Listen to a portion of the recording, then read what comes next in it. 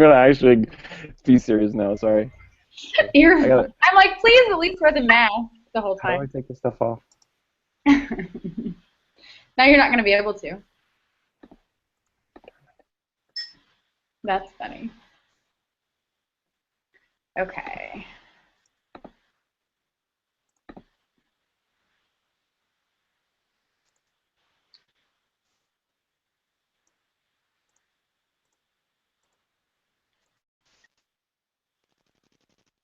All right. There we go. We will get started here. Mute some more people. Oh my gosh, I'm gonna have to. There has to be an easier way to mute all, right? That's okay. All right, I'll just mute everybody as you pop in. But Coach Caleb is our guest today on the call, and we are recording it just so you can tell your coaches if you can't get on. He will be live on YouTube, so I've got evidence of him and clown face and everything. I'm going to go over a few things before I let him take over. I'm going to mute everybody else. Sorry. Muting you. Muting you.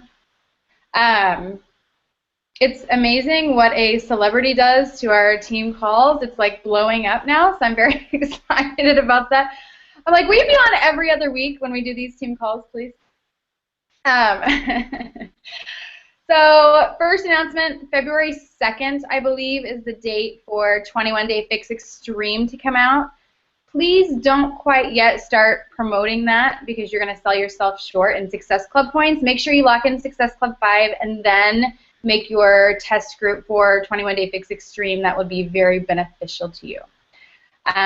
Success Club first, then promote. Make sure you've registered for the cruise or at least got on the wait list. It, as you know, sold out in 8.2 seconds. So most of you are probably on the wait list right now. Be patient. Yep. Shoot for Success Club. Make sure you're hitting Success Club every month. That way when you're off of the wait list, you are clear and good to go. Okay? You probably may have noticed that I've just disabled every video in our team page. I have deleted them. I am in the process of re-recording them. That way we can put them on our YouTube channel, on the correct channel. So if you have new coaches that are needing them, just have them be patient. I'm working on a couple tonight and the rest throughout the week. So be patient. I will get them up, plus some new fun ones. And speaking of that, we do have our new YouTube channel. We do have our new YouTube channel. All of the videos are going to be uploaded on that channel, including this one where he just made himself an angel. So if you want to go back and watch this or any of the other videos, just look at our YouTube page, okay? January 31st, for Kansas City coaches, we are having the Training and Dream Board Party, so make sure you check our team page events for that. All of the details are loaded in there. Everything's registered, RSVP'd, everything's done, finalized. So make sure you RSVP so I know a head count. And last but not least, the Team Cup is coming back in February. Make sure you have a team together. There can only be one Diamond or Star Diamond coach per team. But it is a team of 4, so 4 or 5, I don't remember. 4. Put your teams together. February or January 19th, I think, is the date that opens for registration. So make sure you get a team together, get that all set up, and hit Success Club, right? That's the goal. So I don't even think I really need to introduce him. Coach Caleb has been so nice. I randomly messaged him because all of you desperate little ladies out there are like, we need Coach Caleb on our team call. And so I asked him, and he generously said yes. And so I'm going to let you take it over. Everybody knows who you are. Wow, I'll do the stereotypical team beach potty national coach call. Wow, thank you so much, Jeff, for such a wonderful introduction. I can't believe you would say such nice things about me like that. I always get a kick out of it on the national coach calls. Like, come on, I do it every single week. Get used to it. But hey, everybody, thanks so much for having me here. It is absolutely humbling and flattering that you guys would show up to hear me talk. I don't take these team calls lightly at all. And I'm forever grateful for the opportunity. Thank you, Raina, for giving me the opportunity to come talk to you guys because, you know, it feels good. I'm not gonna lie. It feels pretty good to have people ask me to be on their team calls because that means they trust me for one. That I'm not just gonna like give you guys a whole big line of crap and crash and burn, make you guys crash and burn with your businesses, and that two, like I'm like you guys value enough what I have to say that taking your time up from your days and away from your families and away from your businesses and all these different things. So I want you to know that I totally appreciate you guys rolling out the virtual red carpet for me to come and talk to you guys and be here with you for like a half an hour or 4 hours or however long I talk. But just kidding. But again, it's really great to be here. I'm going to talk a little bit about my story to get started because I think sharing stories is one of the best ways to sort of arm yourself as a Beachbody coach so that if you come into contact with somebody that has an issue that you've never dealt with or that has something that they're asking you about that you've never experienced before, you have all these stories in your back pocket so you can relate to tons and tons of people out there. 4 hours, yeah, no, I'm not gonna do that. I'm too sleepy. But so I'm gonna tell you my story.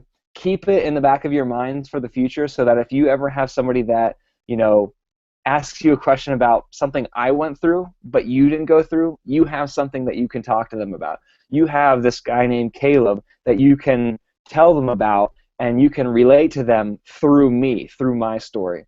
And that's a really powerful thing about the national coach calls because you almost always hear the coach's story when the call starts. So that's if you've not been tuning into those national coach calls, I'm going to give you a little shameless plug for them. Get on them. They are super powerful.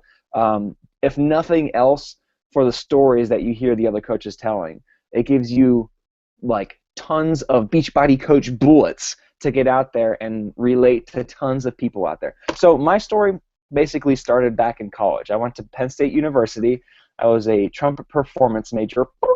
I was a music nerd, band nerd, and basically, as a trumpet performance major, my life consisted of sitting in a little 6 foot by 6 foot white-walled room underneath a fluorescent light playing trumpet all day long, hunched over like the Hunchback of Notre Dame. And it was what I loved, and it was great, but that sedentary lifestyle sort of started bringing in some really unhealthy habits, and my eating started going down the tubes, and I wasn't moving at all, so I started getting that little skinny fat thing going, and I started having health issues. My digestion was bad, my lower back, I'd start throwing out my lower back all the time, and it wasn't good, and I knew it wasn't good because at one point in my life I was a competitive swimmer, and I was pretty successful at swimming, and I went from that being in tip-top shape, wearing little Speedos, to being in a practice room feeling miserable about my life and feeling pretty miserable about how I was from a health standpoint. So that went on and on and on, and I started doing this funny thing where like every Thursday it was Papa John's $7 pizza night. It was actually $7.12 when it all was all said and done. I remember that very clearly. And I would go to Papa John's, I'd walk across the street from my apartment, and I'd get my favorite pizza, and I'd come back to my apartment, and I'd lay on my bed, and I'd have the pizza on my bed beside me, and I'd put my laptop on my lap, and I'd eat pizza, and I'd watch YouTube videos. And this is how gross it was. I was really nasty. So those little dishes. That's what I'm doing right now. Don't make fun of me. I'm bulking. So those little like butter dishes that come in the Papa John's things. I had dipped my pizza in there, and it was like that delicious garlic butter stuff. And if I'm embarrassed to even say this, at the end, if I had any left, I would be like, and I would eat it all. It was so gross. It makes me like right now when I think about it. But that was my life, and that's what it came down to, and it was unhealthy. And so it was funny. The one night I was eating my pizza on Thursday after I spent $7.12 at Papa John's to get it, and I was dipping it in a butter sauce, and I was on YouTube, and all of a sudden, boom, Wayne Wyatt pops up on my screen in his P90X transformation video. And if you don't know who Wayne Wyatt was, he's a top coach a couple of years ago. He's like Zeus Greek god transformation pictures, and I saw them, and I was like, oh, I'm a dude, and I want to touch your abs, like amazing, and I wanted that transformation for myself, and I I just immediately like made my decision. I finished my pizza, but then I made the decision that I'm going to change.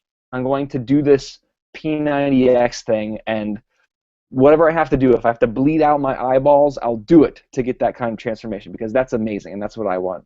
And I knew I could do it, and it brought to mind the next problem in my life. I was broke. I was broke, and I couldn't afford P90X. I really couldn't. I was in college, and I was like, I had no money. I think most college students are pretty broke at some point in their college careers, but I was broke. I was broke to the point where I would go downtown twice a week to have a lady ram a needle in my arm and suck my blood out and take my plasma away from my body. And so I donated plasma for money to buy my groceries, and that always felt like kind of like self-cannibalistic. I don't know if that's a word or not, but it kind of felt like I'm selling my body for my groceries, which I didn't like. It was not a good feeling. And I would also rent my apartment out to random strangers on the weekends during football season because Penn State's a crazy, crazy town, and it fills up. The hotel rooms are packed, and there's all these people that come into for the football games, and they need hotel rooms or they need a place to stay.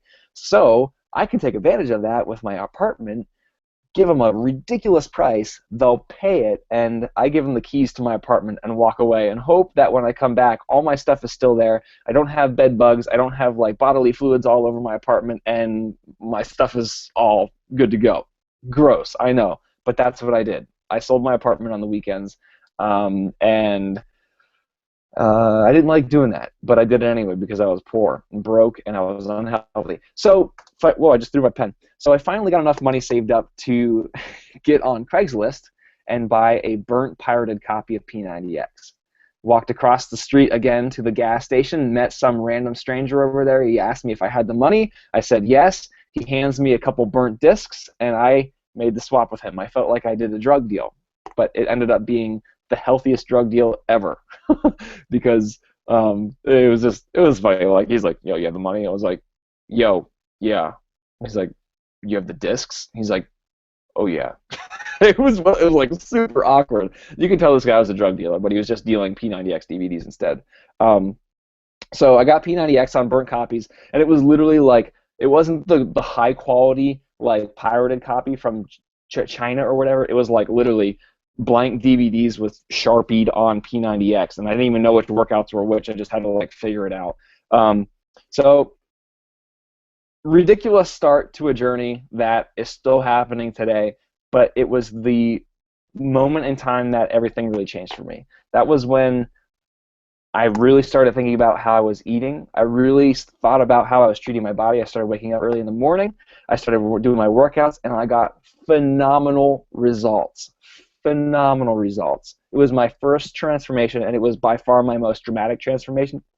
Ooh, excuse me, hiccup. It was my pizza. It was my most dramatic transformation to date. And I've gone through several. Like I've gone up and down and up and down and up and down. That was still my best one. And it was great. I loved it. I started portioning out my foods. Things just started working really well. I started like going to bed earlier, waking up really early, and people started asking me, Caleb, what are you doing? Like, and I started coaching them naturally. I didn't even know about this Beachbody coach thing. And what happened was I actually signed up with the Beachbody coach for free because he was offering 2 free Shakeology samples for anybody that signed up with him. And I thought, I didn't even know what Shakeology was, but he said, it's a meal replacement, and I'll give you 2 of them for free if you just sign up with me. And I thought, I'm broke. 2 free meals? Amazing. And I signed up with him. I was like, take my email, give me my food. Like, that's amazing. And I got these 2 free meals, and I drank them, and they were wonderful. And then I could never afford it because I was too broke, and I was too lazy to go get a job. And he saw my transformation results on Facebook, and he's like, you have to become a coach. You have to become a coach. Like, do you realize you have to become a coach? And I looked at him and I was like, what are you talking about? He's like, it's this amazing network marketing opportunity. And as soon as he said network marketing, I was like, screw you. I want nothing to do with you and your salesy slimeball crap. Get out of my face. Like, don't ever talk to me again. This is disgusting. I have morals. I'm a Christian. I can't do that. And I was completely oblivious to how beautiful this opportunity really is. And I denied him for 1, 2, 3 years. 3 years I said no. 3 years I said I don't want that crap. 3 years I said stop wasting my time. 3 years I said I have better jobs out there that I could be doing. 3 years I said there are careers out there that are actually legitimate careers that I would rather have. And 3 years later, I realized how much of an idiot I was. And I finally came around to it. So I want that to be like the first point of encouragement for you guys tonight on this call. If you are talking to somebody out there and they are turning you down, or they're ignoring you, or they're just deleting your texts, or they're deleting your messages on Facebook or whatever, and you're not hearing back from them ever, don't give up on them. It doesn't mean no. It does not ever mean no. It just means no, not right now. They're not ready. Keep planting those seeds. Keep watering those seeds. Keep caring for them and fertilizing them and packing them in and bringing them back when they wash out, when it storms or whatever. They will grow in time. They will grow. You have to believe that, though. My coach believed in me before I had any belief whatsoever, and that's the only reason I am here on this call talking to you. So that's the first moment of encouragement that I want to give you guys. Never give up on your people that you're talking to, even if they're saying no, because they don't really mean no. They just mean, no, I'm not ready yet. Come ask me later. So finally, I graduated college, and I got out, and I started pursuing all sorts of other jobs, and this was still when I was like, no, Beachbody. This is stupid. I don't want Beachbody. I went and got my pilot's license. I almost went into the Air Force to fly fighter jets. I almost got into the State Police Academy to become a state police officer here in Pennsylvania. I dropped out of that, and I said, no, I don't want to do that.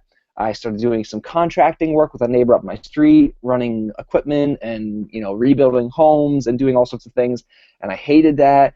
And finally, I was out of options, and I just went to the local steakhouse and got a got a job as a host and a busser.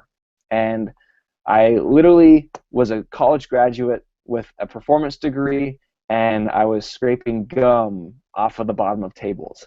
And that was kind of a wake-up moment for me, like, what's going on, Caleb? Like, you are smarter than this, you're better than this. Like, I'm not saying I'm better than any job out there, because I'm not, and I was faithfully doing my work, but I knew that God had planned better things for my life than to be laying on the floor of a kitchen or of a restaurant scraping gum off of the bottom of tables. It wasn't where I was supposed to be.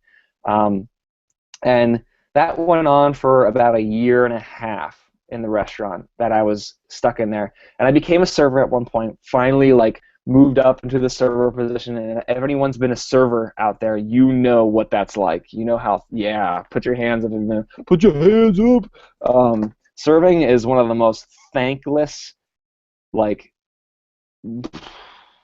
don't even have adjectives for it. It's one of those jobs. It's one of those jobs where you it sucks your soul. It's like it's Slytherin. It's like those things from Harry Potter where they're they suck your soul out of your face. The things that Harry Potter's scared of. That's what serving is like, and it was horrible, and I hated it. And it took me to a really low spot in my life. A really dementor. There we go. You got it. Took me to a really low spot in my life because all I cared about as a server was myself, because I would walk in there and, hey, Stephanie Crawford, welcome to our video call. So we were, I just lost what I'm talking about. Okay, I was a server, and I hated it, and all I could focus on was me and making more money and me making more tips, and I could care less about the people I was working with. I could really honestly care less about my customers as long as they were tipping me. And I kind of woke up to that disgusting reality after I met my one couple of customers that that always came in. There, I had a man and a woman. They were husband and wife, and they would always come in. They'd request me, and they'd sit at my table every week, every single week. Faithfully, they would come in, and they were morbidly obese, like morbidly obese, like horribly overweight, and I saw that as an opportunity. This is hard for me to tell you guys. I hate telling this story, but I'm going to tell it anyway. I would see that as an opportunity as a server to push them to buy lots of food and to push them to buy alcoholic drinks and to push them to buy multiple appetizers because, hey, I knew they'd buy them. I knew they'd eat that stuff, even though I knew they didn't need it. And they'd come in every single time, and it got like to the point where it was like disgusting. I'd see them coming, and I'd be like, yes, gonna make good tips today. Yes, awesome. I love these people because I know they're gonna spend tons of money, and I know they're gonna tip me because they're such good people. They wouldn't not tip me, even though I forced them into buying things they know they don't want. They're too kind. They were too polite to turn me down. And so they'd come in and they'd order multiple appetizers, the biggest plate on the menu, and then they'd buy two desserts, and then I'd say, "Oh, you guys aren't done yet. You guys go get a drink at the bar," and I'd get them drinks at the bar, and I'd rack up their tab, and I kept doing that over and over and over again. And then one week, the woman didn't come in, but the husband did, and didn't really think a whole lot about it. The next week, the husband came back, and he was alone. And the next week, and the next week, and the next week, and the next week. And I found out later that the woman had died. She had passed away due to obesity-related health issues, aka she had a heart attack and dropped dead. And that was when I kind of woke up, like, to the fact that I was not doing what God designed me to do. Like I was taking people away from the earth and not like helping people and, you know, being a good human being. And I remember walking back into the kitchen, and I remember like actually sitting down on a sack of potatoes in the corner of the restaurant, like just sitting there, like thinking, Caleb, like, what did you do? Like, what did you do? And people say this is too dramatic to say something like this, but you know, I honestly feel like I contributed to her death, and I feel like I fed her to death. And people say, "Oh, you can't say that, Caleb. You can't say that. You can't put that on your shoulders." But I know how I treated her. I know how I pushed food at her when she obviously didn't want it, but she bought it anyway. I know how I forced her into that lifestyle. And so after that happened, I woke up and I made my decision that I'm getting out of the restaurant. I have to do something different with my life. This is horrible. Like I need to do something different. And that's when I made the decision to look back at this Beachbody thing. And I called my coach Will up, and I was like, Will, like I don't know what the heck this thing is, but I'm gonna do it. Like let's sign up. I think this is a horrible pyramid scheme, but I'm gonna do it anyway because it'll get me out of the restaurant hopefully. And I signed up, and you know, everything kind of changed at that point again. You know, my first transformation was when I actually started using the products. My second big transformation was when I started becoming a Beachbody coach. I started adhering to the rules of a Beachbody coach, the 3 vital behaviors. Started talking to lots of people on positive terms, inviting people. I started reading my personal development, which like totally like opened my mind up to this whole idea of, wow, you can live your life on the positive side of the fence, and it's amazing, and you can accomplish amazing things. And then I started like using my products in a way that showed people how beneficial they were to my life, and people started coming to me, and you know, it's amazing. Like this business has taken me a long time to grow. It's still very much not anywhere near where I want it to be. I know a lot of people see the Caleb Thomas videos, and they see Caleb Thomas posts on Facebook, and they think Caleb Thomas is uber successful at Beachbody, and there's so much money rolling in, and it's just so easy for Caleb to, he makes a video and 15 people come to him to sign up as a coach, and it's just like, wow, he made one video at the beginning of the month, and he's at Success Club 60, and it's so easy for him. No, I'm at Success Club 2 right now, folks, and I'm struggling, okay? So be encouraged that it is not just easy because it looks easy, okay? There's a lot of work that happens behind the scenes, and this business has taken me a long time. I know Raina can completely testify to that exact truth. It's taken her a long time to get to where she is, and it's not easy for her. No matter how long you're in this business, it's work. It requires commitment, it requires consistency, it requires dedication. So if you're watching people out there, if you're watching the superstars, know that they went through a struggle. Know that they probably are still going through a struggle, whether it looks like it or not. But I guess so that's kind of my story. That's how I became a Beachbody coach and what led up to that. And it's honestly been life-changing for me. Even though I'm not at my goals yet, I haven't achieved the level of success I want to achieve, it has completely altered the course of my life, and it has taken me in a new direction, and it has separated me from some people and put new people in my life that I've never imagined meeting, like you guys. Like, this is the coolest thing ever. We're like best friends now. And I never had a lot of friends growing up, honestly, a lot of friends through high school or college, but as soon as I became a Beachbody coach, it was like, boom, you've got 200,000 people that wouldn't hesitate to give you the shirt off of their back. And that's an amazing, amazing thing. So I'm just, forever grateful for what the opportunity Beachbody has provided and the people that are going along with it. I mean, there's something really special about this whole Beachbody opportunity. Like, it attracts some pretty phenomenal people that really want to help other people. So that's amazing. But yeah. Little Bunny Trail, sorry. So I want to talk to you guys kind of briefly about your brand and who you are and how just you being you can completely kickstart your business, or you can completely rock your business being the person that you already are. And we always talk about kind of like developing a brand to attract people to you, to create this attraction market for yourself. And people always seem to discredit who they are. Like, they do this horrible comparison thing. They look at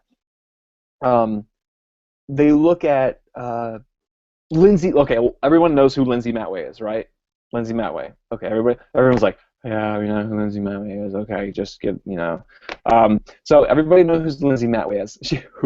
She's got bombshell blonde hair. She's got a beautiful home in Florida. She's got beautiful little princess girl. She's trying to decide if she wants to buy the Tesla car or she wants to buy don't Google Lindsay Matway. Don't do it. No Google images. She wants to buy the Tesla white car or the Ferrari in white, or what is it? And those are her characteristics, and that's who she is. And I don't get me wrong. I'm poking fun at her. I love Lindsay Matway. We're close friends. We work pretty closely together. I make videos for her. She does great things for me.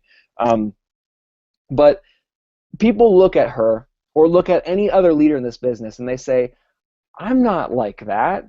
I'm not unique like that. I don't have those things to market. I don't have those attributes that I can capitalize on. But here's the thing. You guys have your own unique things that you can totally ride. Like, you can totally take those things and make it your own. It's okay, who's seen the movie Three Amigos? Nobody's seen Three Amigos? One person? Okay, two people. Okay, you now officially have homework. Get off this call. I won't even be upset if you leave right now. Get off this call and watch The Three Amigos. It's got Chevy Chase, Steve Martin, Martin Short. It's such a funny video, and it's semi-family friendly, so it's good for, like, kids too. But okay, so there's this scene in Three Amigos. It's a comedy where there's this town in Spain, and it's these people that are like innocent, good farmers. They're like, they're helpless, people that are just trying to make a living in the desert. And then there's this evil mob and El Guapo, he leads this mob, and El Guapo comes into the town, and he rapes and he pillages and he steals all their tequila, and it's horrible. And every time he comes into the town, they're all like, "No, save us, Three Amigos, save us!" And the Three Amigos come and they're like, "You've got to fight for yourself. You got to stand up to this El Guapo guy and do something about this. What can you do? Like, what are you good at?" And they're like, um, "We can sew." And the Three Amigos are like, "You can sew, okay." And it's kind of this funny moment in the movie, and it's this funny moment in the movie where they're like, "What the heck can you do with sewing? Like, it's ridiculous." But they come up with an amazing plan. They do this entrepreneurial thing where they take their skills and their talents and their blessings and their experiences and the things that they know how to do or that they're good at doing, and they make it work. They sew these uniforms together so everybody looks like the Three Amigos, and then they ambush El Guapo and his mob when they get in, and they scare them off because they all look like the Three Amigo heroes. So that's just a really quick example of, whatever your skills are or whatever your strengths are, even if they're like expert dog walker, whatever you've got going on in your life, that's you. And you should absolutely take those things and spin it to your advantage, because nobody else is going to do it. If you don't do it, nobody's going to ever do that, and you'll never be able to influence people through those amazing things. Here's another example.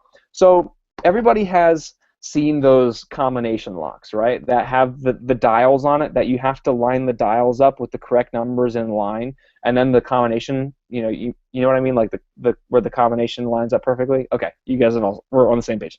So those numbers on those dials are your characteristics. Those are the things that make you you. But if you look at those numbers on the dial, you see 1, 2, 3, 4, 5, 6, 7, 8, 9, or 0. And you've seen all those numbers before, right? Like, you've seen those characteristics. You've seen somebody that has a dog before. You've seen somebody that has kids before. You've seen somebody that, I don't know, is really interested in clean eating. You've seen somebody that's really interested in fancy cars and nice houses and mascara and getting your hair done and getting your nails did and all these things. You've seen all that stuff before.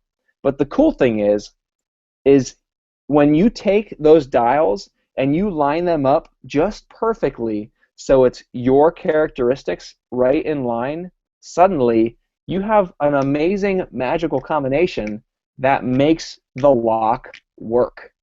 Okay? And nobody else out there has that combination that you have. So even if you have characteristics that somebody else has, or even if you think that the numbers on your dials aren't really exciting, when you line them up just perfectly and you put them out there, something magical happens. Something really, really special happens, because that's you. That's your brand. And I don't want you to ever discredit the fact that, what you think you have isn't a standout thing, because, just a couple months ago, my dog, like, everybody knows who my dog is. Everybody knows Sheila, and she has this amazing personality, and she's so funny, and she gets into so much trouble, and she's so cute, and blah, blah, blah. She's just a dog. Like, she's just a dog. She's not really anything special. I mean, she licks her butt just like every other dog, but I've given her a personality, and I've put her out there on social media, and I've given her a story to tell. And she's not in my room right now. She's usually laying right on the bed right there while she watches me do team calls, but she's not here right now. Sorry. But I think like an entrepreneur, and I think, how can I use Sheila as part of my story? How can I use her as part of my business? How can you guys use the things that are in your life to your advantage? And I don't want to make it sound like, hey, take advantage of everybody. But no, you have strengths and gifts and talents and experiences that you've gone through and things you've learned along the way that can become your brand. So don't ever discredit the things you've got. The things you've got, because when you put them all together, it creates something really, really amazing. You guys are beautiful. You guys are unique. You guys are strong. You guys are special. You guys are designed perfectly. You have all the tools, all the wisdom in the world. You have a great leader with Raina. You have everything you guys need to be absolutely rock star successful with this business. And I want to encourage you guys to remember that. Every single time you look at somebody else and you think, well, I don't have that, or I did. You guys are so beautiful. You guys really, really are beautiful. You guys are amazing human beings, and you guys got to remember that. You need to remember that every single time you have that doubt that creeps into your brain. Like, remember, like you're better than that. You're better than to believe something like that. You guys have what it takes to be amazing leaders, inspiring the masses out there. So I want to encourage you. Leave this web chat or whatever phone call, whatever we're doing right now. Get off of this call and make your mind up. Like, put your combination out there and like unlock your potential. I know, look at all these stupid puns. Like, unlock your success. You guys have it. Like, I don't know how I can encourage you anymore, but I'm like super excited because you need to hear this over and over again. And if you need to hear it, like, you're welcome to message me. I'm sure you can message Raina. If you guys need a little pep me up, like, just text me. I have my business phone on all my videos. You have my number. Like, I'll talk to you. I would love to do that. Just know and be encouraged that you've got what it takes, and you're beautiful. And the fact that you are on this call right now, listening to me just ramble, because I'm at the end of my notes, and the fact that you're still here listening and smiling says a lot. It means that you guys are engaged. It means you guys are in this. It means you guys are taking this seriously. So I just want to say thank you for being here on the call, and I hope you got something out of it. Raina? I did. Thank you. And I just want to let you know that you have a slew of women who are going to be messaging your phone now. It's okay. It's on silent. Put it on silent for the rest of the night because you're going to need it. Thank you so much. I have never heard your story. The only thing I know about you is how funny your videos are and how engaging they are. And I can attest for my entire team and say that you are an amazing inspiration. It's so fun to watch every one of your videos. We have like 7 of your videos incorporated into our 21-day training. Thank you. So that's humbling to hear. Thank you. Yeah, no, you do awesome. So can I open it up for just a couple questions if you have time? Nope, maybe. I'm done. See ya. I'll send you $5, okay? Sure, no, yeah, go ahead. I'll take like 3 questions if anybody has questions. I know there's a bunch of people watching on YouTube right now that couldn't get into the call, so. It's always that first question. Everyone's like, nobody wants to. I know. I have a question. What do you, so a coach messaged me this earlier because she wasn't going to be able to be on, and so she was like, will you ask him what he recommends for personal growth? Like, what personal development do you read? Yeah, so that's a question I get all the time. Scotty Hobbs and me are on, like, what's that? I said because you're happy all the time. Yeah, like, it's because personal development is so powerful. I mean, so the being happy thing is totally a decision. Like, it's if you base your happiness on your circumstances, you're reacting to what's being put in front of you. And like, if you react to the world around you, you're gonna be like, just go die. You're gonna be miserable for the rest of your life. I know it sounds kind of like brutal, but like, it's truly a decision. As far as personal development, like, I get that question all the time. Like, Caleb, what books should I read? What personal development book is your favorite? And I always say the same thing. Like, I honestly don't like telling people what books to read because. So this was my experience. Somebody told me one time, Caleb, you've got to read Eat That Frog by Brian Tracy. It will change your life. The best book ever. Best personal development book I've ever read. And I was like, oh, okay. And I went out and I got Brian Tracy's Eat That Frog, and I read it, and it did nothing for me. Like, it did absolutely nothing for me. I had to like grit my teeth to get through the thing. And that's because at that point in time, I wasn't struggling with time management. What I was struggling with was consistency. and just belief and self-confidence. And then I picked up the compound effect, and it was like, whoo, like it was amazing. Everything, like my mind just like, this is awesome. And then a couple months later, I came back to Eat That Frog, read it again, and then it blew my mind. So my recommendation for personal development is think about the first step is being aware that you need personal development. I don't care how successful or how smart or how happy you think you are, you need it. If you don't think you need it, that means you need it. And as far as like choosing what to read, think about what you need to work on. Like if you're a leader, if you're honestly trying to be a good leader, you're honest with yourself when you're asking those questions. If you're saying like, I don't need time management help, like I've got it's in the bag, but really in reality you're wasting all of your time on Facebook or whatever, you need to be honest about that kind of stuff and find and seek out books that will work on those specific issues in your life. So that's how I always recommend personal development. Think about what your issue is first, and then find the books that line up with the issue you want to work on. If it's consistency and long-term hanging in there, compound effect, the slight edge. If it's time management, Brian Tracy. If it's leadership, pretty much anything by John C. Maxwell. If it's et cetera, et cetera, et cetera. I think that answers your question. It does. It does. I've had a couple of recommendations lately because I literally just started reading personal development, and there's some where you're just like falling asleep. I definitely agree. So. Yep. Right now, I'll tell you what I'm reading right now. It's kind of like not the standard personal development book. It's called Eat More Chicken, Inspire More People, and it's by the guy that started the Chick-fil-A franchise, and it's awesome. It's phenomenal. It's kind of funny because we're like health and fitness buffs, but I'm reading about fast food. But it's super, super powerful. I mean, this guy is a man of integrity. He runs his business like we all aspire to run our businesses. Okay, we got another. Oh shoot, it went away. Come back. You want me to read it? Wait, where's the chat? Chat. Okay, there it is. Okay. Yes. Oh, there's lots of messages. Dementor. Hell yeah, 2 free samples. Okay. What would you say to new coaches who aren't taking your advice and resisting diving into coaching, even though they say they want to work the business? I think that's a great question because, I deal with that all the time.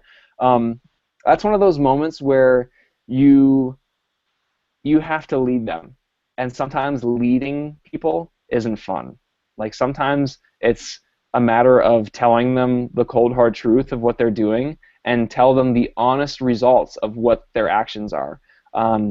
If somebody's saying, I want to work the business, if somebody's saying, oh, I had this dream of being super successful, and I had this dream of doing this and doing that and achieving this and achieving that, and this is why I'm doing this, and they're not doing it, that's your time to step in as a leader.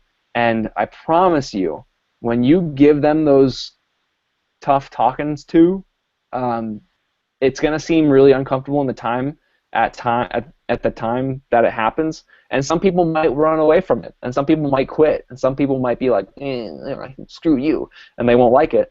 But the people that stick with it in future, they're going to absolutely respect you for doing that. They're going to absolutely thank you in the future for having that hard talk. So if somebody says they want to do something big with their business and they're not doing anything to get to that, tell them. Be like, hey, listen, I remember you told me what you wanted to achieve. I remember why you said you signed up as a Beachbody coach, and that's totally possible. But I want you to be aware that what you're doing right now, you will never achieve it. You will not achieve it. Like I can tell you that honestly right now, it's not going to happen. And I think more than not, that frank conversation and that kind of like smack in the face is going to take people, and it's gonna maybe shake them up a little bit, and they're gonna catch on to the fact that, hey, they got to do their legwork. I agree. Yeah. Like, I mean, I have a lot of coaches on my team. So this is kind of funny. I'm learning this lesson too because over the past, I've been a coach for just under 2 years now, and I signed over this past year in 2014. I signed almost 40 coaches, which was I thought pretty good for me. Half of those coaches are completely inactive, and another half of the half that are still remaining are not quite really even building their businesses.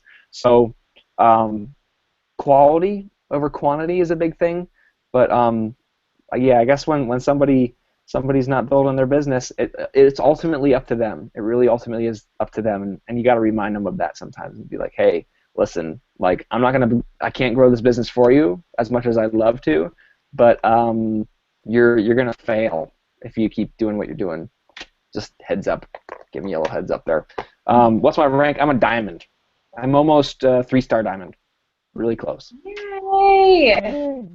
Yeah, my goal is I'm being really crazy with my goals this year. I'm being ambitious and I'm setting a goal for 10-star diamond. That's what you got to do. You have to set them high. Set them Yep. high. That's awesome. You'll get there. Any other questions? Cricket's Yeah, good? I saw the pictures of the flowers online, and I'm like, I have some pins. Like, I don't have any flowers. I want flowers. This is your year. This is your year. And you'll be at leadership. Post-it notes. You'll be at leadership this year too, I know it. I hope so, yeah. No, I don't hope so. I'll be there. Can't wait. Absolutely. No Buff matter too. what. Right? Well, thank you very, very, very much for joining us and sharing all your wisdom. I know that everybody got a lot of takeaways from it. And Wisdom. Wow. yes, you did. So thank You're very you. welcome. And I'll post the recording, and it's on our channel, so I'll send it to you if you want to share it with your team and everything too. So. Now they hear enough of me.